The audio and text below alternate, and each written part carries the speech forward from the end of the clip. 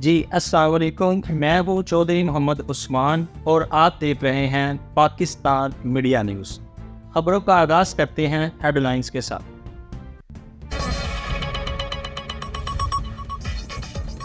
फ़लस्तीन और इसराइल में जंग, खून रेज हमलों से खित्ते में नई तबाही। हमास के मिलिट्री विंग के इसराइल के खिलाफ बड़ी कार्रवाई। तूफान अल अक्सा ऑपरेशन में 7,000 रॉकेट फायर करने का दावा। हमलों से 300 इसराइली हलाक, 1500 से ज़ायद जख्मी।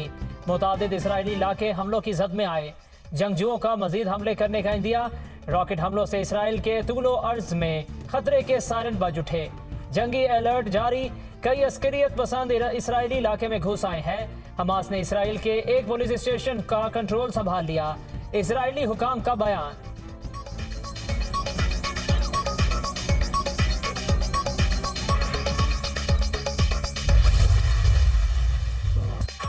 आप इलेक्शन की फिक्र में हैं और इधर रियासत डूब रही है। हालात ऐसे हैं कि मुहिम नहीं चला सकते। इलेक्शन हुआ तो इंतखाब अमल बिल्कुल मखदूश हो जाएगा। पाकिस्तान इस वक्त दाखिली और बैरूनी मुश्किलात से दो चार है। हर सियासतदान को जेल से बाहर होना चाहिए। मेरे हाथ खुले हैं तो मेरे मुखालिफ के भी हाथ खुले होने चाहिए। मैं जलसे करूं और मुखालिफ कैद हो तो इसमें मज़ा नहीं आएगा। अगर वो कानून के घेरे में आया है तो फिर कानून से कोई बाहर नहीं। मगरबी सिफारतकार से मैंने कहा कि 3 दफ़ा का वज़ीर आज़म जेल में था तो आपको तशवीश क्यों नहीं हुई। मौलाना फजलुर रहमान की पेशावर में न्यूज़ कॉन्फ्रेंस। गैर मुल्कियों को पाकिस्तान से निकालने की पॉलिसी पर कड़ी तनकीद। पुलिस अफसरान गिद्ध की तरह इन लोगों पर झपट रहे हैं। किसी मेहमान को लात मार कर निकालोगे तो वो पाकिस्तान की तारीफ नहीं करेगा। इंसानी हकूक की तंजीमें पाकिस्तान में देखें ये क्या हो रहा है। अमीर JUI मौलाना फजलुर रहमान की अपील।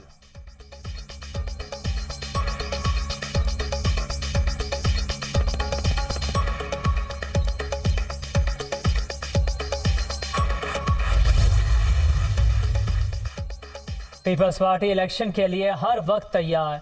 जमहूरियत पसंद सियासतदान हर मसले का हल इंतखाबात में देखते हैं। नून लीग के जलसों में आवाम के ना आने की शिकायत मिल रही है। लीगी वज़रा को थोड़ी मेहनत करनी चाहिए। ख्वाजा आसिफ की एक प्रेस कॉन्फ्रेंस से कुछ नहीं होगा। नवाज शरीफ की वापसी के ऐलान से पीपल्स पार्टी खुश है। मेरा नहीं ख्याल कि मौलाना फजलुर रहमान इलेक्शन के खिलाफ होंगे। खुदा न ख्वास्ता किसी वजह से इलेक्शन ना हुआ तो सब जिम्मेदार होंगे। जो इलेक्शन से भागना चाहते हैं उनको अंदाजा हो जाएगा। इलेक्शन कमीशन इंतखाबात की तारीख का जल्द ऐलान करे। ऐलान से कंफ्यूजन खत्म हो जाएगी। 9 मई में मुलविस लोगों के साथ इत्तेहाद का सोच भी नहीं सकते। शरपसंदी में मुलविस अफराद अलग होंगे तो नई सूरत हाल होगी। निगरान हुकूमत को मुश्किलात का सामना है। जब मुंतखब हुकूमत होगी तो ऐसी मुश्किलात नहीं होंगी। बिलावल भुट्टो जरदारी की जैकबाबाद में न्यूज़ कॉन्फ्रेंस। फ़लस्तीन का मसला पूरी उम्मत मुसलमा का मामला है। पाकिस्तानी अवाम फ़लस्तीनियों का साथ देंगे। साबिक वज़ीर ख़ारिजा का ऐलान।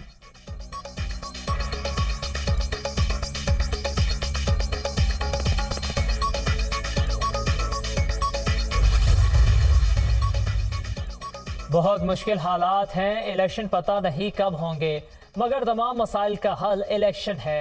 कुछ सियासतदान कहते हैं इलेक्शन के वक्त मौसम ठीक नहीं होगा। आइन के मुताबिक इलेक्शन होने हैं। अगर कोई आइनी रास्ता नहीं मिलता तो क्या एमरजेंसी लगेगी। मार्च में आधी सेनेट खत्म हो जाएगी। असेंबलियां बनना जरूरी है। चेयरमैन PTI पर केसेस गलत नहीं मगर किसी पार्टी को माइनस करना बहुत मुश्किल है। अफगान पॉलिसी की वजह से पाकिस्तान ज़रूरी मुल्क की बजाय वॉर एंड वो वेपन कंट्री बन गए।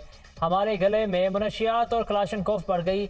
पीपल्स पार्टी रहनुमा खुर्शीद शाह की मीडिया से गुफ्तगू।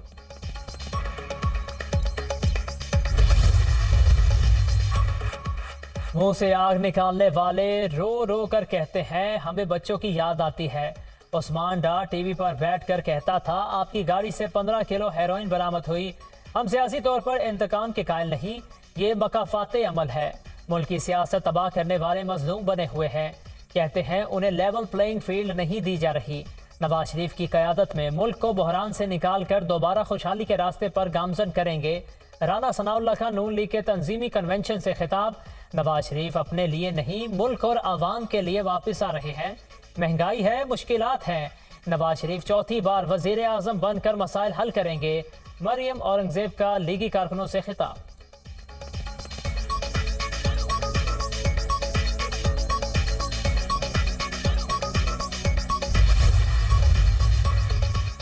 नवाज शरीफ की लंदन से पाकिस्तान आमद का प्लान फाइनल। लीगी कायद की हिफाजती जमानत के लिए 19 अक्टूबर को लाहौर हाई कोर्ट में दरख्वास्त दायर की जाएगी।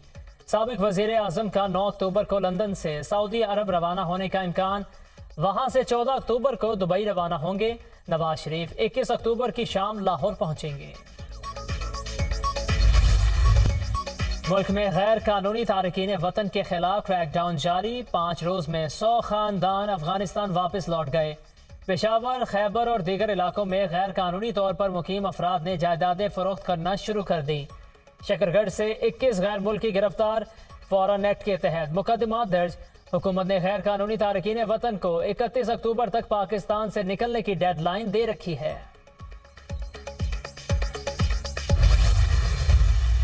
$25 बिलियन की टेक्सटाइल से एक्सपोर्ट चाहिए। हमें टेक्सटाइल और दूसरी स्ट्रक्चर्स से एक्सपोर्ट बढ़ानी है।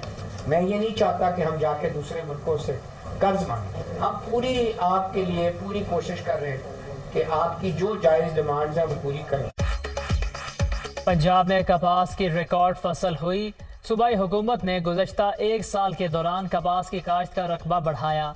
एक्सपोर्ट बढ़ाना होगी, नहीं चाहते किसी मुल्क से कर्ज मांगे। सनतकारों के जायज़ मुतालिबात पूरे करेंगे। एप्टमा ने कपास की पैदावार के लिए बर वक्त मुफीद मशवरे दिए। पैदावार बढ़ाने के लिए बीजों पर तहकीक की ज़रूरत है। जाली अद्वियात के खात्मे के लिए भरपूर इकदाम किए जा रहे हैं। चीनी की स्मगलिंग पर काबू पाने से बेहतरी हो रही है। ज़राअत के शोबे के लिए जल्द खसूसी पैकेज का ऐलान करेंगे। निगरान वफाकी वजीर गौहर एजाज और मोहसिन नकवी की प्रेस कॉन्फ्रेंस।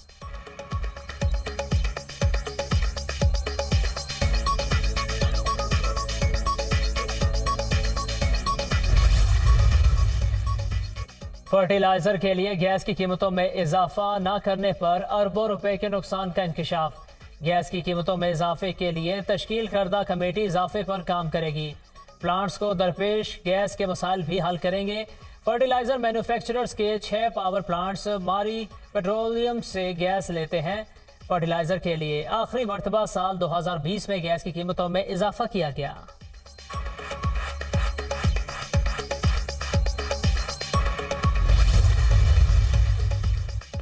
आलमी सतह पर पेट्रोलियम मसनूआत की कीमतों में कमी का सिलसिला जारी। पाकिस्तान में भी कीमतें कम होने का इम्कान। अमरीकी खाम तेल की कीमत में मजीद कमी रिकॉर्ड। 1 बैरल $81.80 का हो गया। ब्रांड की कीमत में भी कमी। कीमत $83.63 फी बैरल हो गई।